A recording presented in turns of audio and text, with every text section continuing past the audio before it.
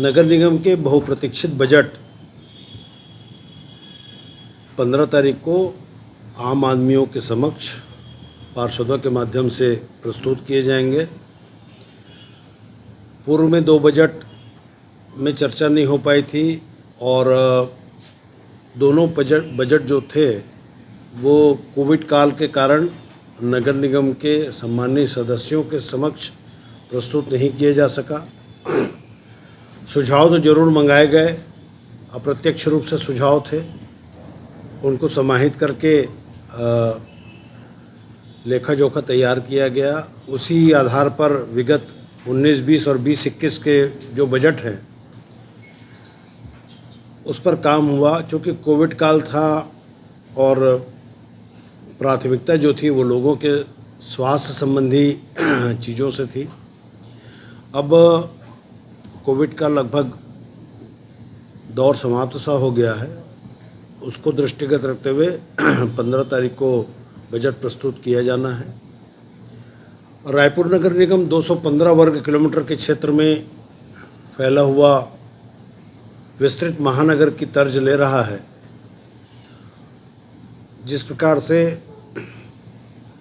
सफाई व्यवस्था से लेकर मैकेनाइज स्वीपिंग, उसके अलावा पर्यावरण की दृष्टि से सरोना ट्रेंचिंग ग्राउंड जैसे बड़े अहम मुद्दे हैं। सीवरेज ट्रीटमेंट प्लांट लगभग कंप्लीशन में है।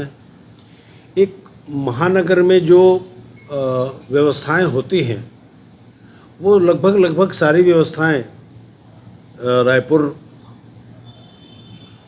नगर निगम की सीमा में है। आकर्षक bus stand, multi level parking, लगभग 197 उद्यानों में ओपन जिम, तेलीबांधा तालाब, कटोरा तालाब, बूढ़ा तालाब, जवाहर बाज़ार, बाज़ारों का विकेंद्रीकरण, वर्तमान में गोल बाज़ार का व्यवस्थापन। तो पुराने रायपुर के अस्तित्व को बचाते हुए और नए रायपुर के रूप में डेवलप करने की दिशा में ये बजट होगा। सभी सदस्यों को 14 तारीख को सभी दल के सम्मानित सदस्यों को आमंत्रित किया गया है। हमें ऐसा लगता है कि स्वच्छता में अच्छी रैंकिंग आने के बाद और भी जो सुझाव हमारे सदस्य, हमारी जनता, हमारे सम्मानीय पत्रकार बंधु और अलग अलग विधा के जो लोग हैं, इस बजट में उनके भी सुझाव खुलकर हम आमंत्रित करते हैं। अच्छे सुझावों का समावेश किया जाएगा। 2017 में हम अपने अभियान की शुरुआत हम किए थे सॉलिड वेस्ट मैनेजमेंट का। तो हमारे जो पत्रकार बंधु थे उन्हीं में से 4-6 लोगों ने इस प्रकार का सुझाव दिया था कि लोगों को घर से निकालने के लिए कोई आकर्षक गाना बनवाइए। तो मुझे खुशी इस बात की है और आप सबको धन्यवाद भी देना चाहते हैं कि एक पूरे सॉलिड वेस्ट का एक अच्छा मैनेजमेंट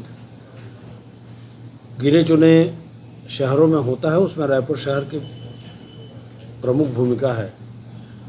तो ऐसे बहुत सारे अन्य और भी सुझाव हो सकते हैं जो आपके माध्यम से भी उसको समाहित किया जा सकता है।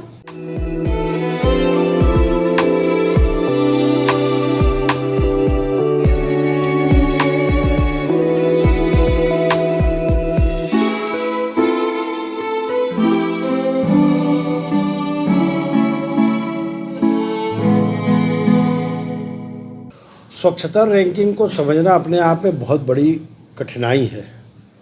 स्वच्छता रैंकिंग में जो नंबर दिए जाते हैं वो मुझे कहना ज़्यादा उचित नहीं है, लेकिन जो मापदंड तैयार किए जाते हैं उन मापदंडों में कभी कभी स्वच्छता रैंकिंग में एसटीपी को स्थान दे दिया जाता है। वो आवश्यक तो हो सकते हैं, लेकिन अत्यावश्यक सेवाओं की श्रेणी में सीवरेज ट्रीटमेंट प्लांट को नहीं कहा जा सकता, या इस प्रकार के बहुत सारे ऐसे हैं। अमृत योजना के तहत पाइपलाइन का काम चल रहा है और शहरों में बहुत जगहों से शिकायत भी प्राप्त हुई है। कुछ कुछ जगहों को ठीक भी किया जा रहा है, लेकिन इस बात को मैं अस्वीकार नहीं कर रहा हूँ कि शहर में धूल की परतें नहीं उड़ रही हैं। बहुत जगहों पर बहुत बड़ी प्रॉब्लम है और इस विषय में समीक्षा भी समय समय पर होनी चाहिए।